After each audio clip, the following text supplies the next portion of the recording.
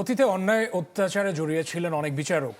বিদায়ী অভিভাষণে এমন মন্তব্য করলেন প্রধান বিচারপতি সৈয়দ রেফাত আহমেদ। বলেন, ভবিষ্যতে বিচার বিভাগ সচিবালয়কে কার্যকর ও ফলপ্রসূ করাই হবে প্রধান চ্যালেঞ্জ। এজন্য 12 দফার নির্দেশনাও দেন তিনি। আমার উত্তরসূরি হিসেবে যিনি মহান দায়িত্ব গ্রহণ করবেন।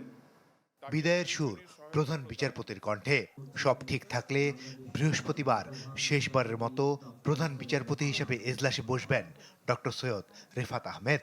আর তাই হেমন্তের শেষ বিকেলে সারা দেশের জেলা জজ, মহানগর দায়রা জজ, সিএমএম ও সিজেএমদের বিদায়ী অভিভাষণ দিলেন প্রধান বিচারপতি। শুরুতেই প্রধান বিচারপতি বলেন, অতীতে অন্যায় অত্যাচারে যুক্ত হয়েছিলেন অনেক বিচারক, পরে যা জুলাই আন্দোলনের অনুঘটক হিসেবে কাজ করে।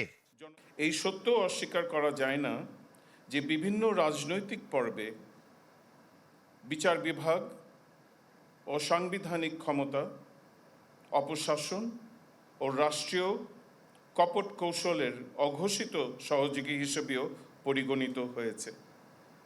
দুঃশাসনের বলয়কে আবরণ দিয়েছেন অনেক বিচারক। অন্যায় ও অবিচারে প্রত্যক্ষ ও পরোক্ষভাবে সম্পৃক্ত হয়েছেন। বিচারকদের আর্থিক ও মানসিকভাবে ঠিক রাখতে হবে মনে করে প্রধান বিচারপতি বলেন, সব থাকার পরও এদেশের মানুষ কোনোদিন পূর্ণাঙ্গ বিচার বিভাগের স্বাধীনতা পায়নি। সংস্কারের জরুরি প্রয়োজনে শুরুতেই নীরবতা ভাঙতে হবে বলে আমার মন আমাকে নির্দেশ করেছিল। আমি বুঝতে পেরেছিলাম, কেবল নিরীহ আহ্বান দিলে বিচার ব্যবস্থার কাঙ্ক্ষিত রূপান্তর সম্ভব নয়। একটা দুর্বৃত্তায়িত রাষ্ট্রের ভিতে সুবিচারের প্রাণ সংযোজন করতে নেতৃত্বকে অগ্রভাগে এসে সত্য উচ্চারণ করার জন্য সেটা ছিল এক অপরিহার্য মুহূর্ত।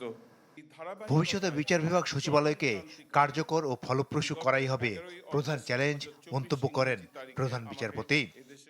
স্বাধীন সচিবালয়কে কার্যকর ও টেকসই করতে দেশের সকল বার সমিতির সঙ্গে পারস্পরিক আস্থা, শ্রদ্ধা ও সহযোগিতার সম্পর্ক স্থাপন করুন।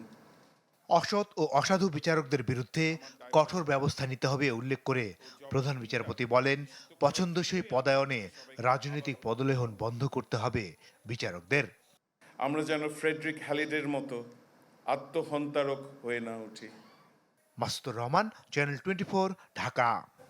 তো নতুন এবং ফিরে আসা গ্রাহকদের জন্য নগদে চলছে ক্যাশব্যাক সহ প্রতিদিন হাজারো উপহার জেতার সুযোগ। হবে আশা আর ফেরা, সারপ্রাইজ সেরা।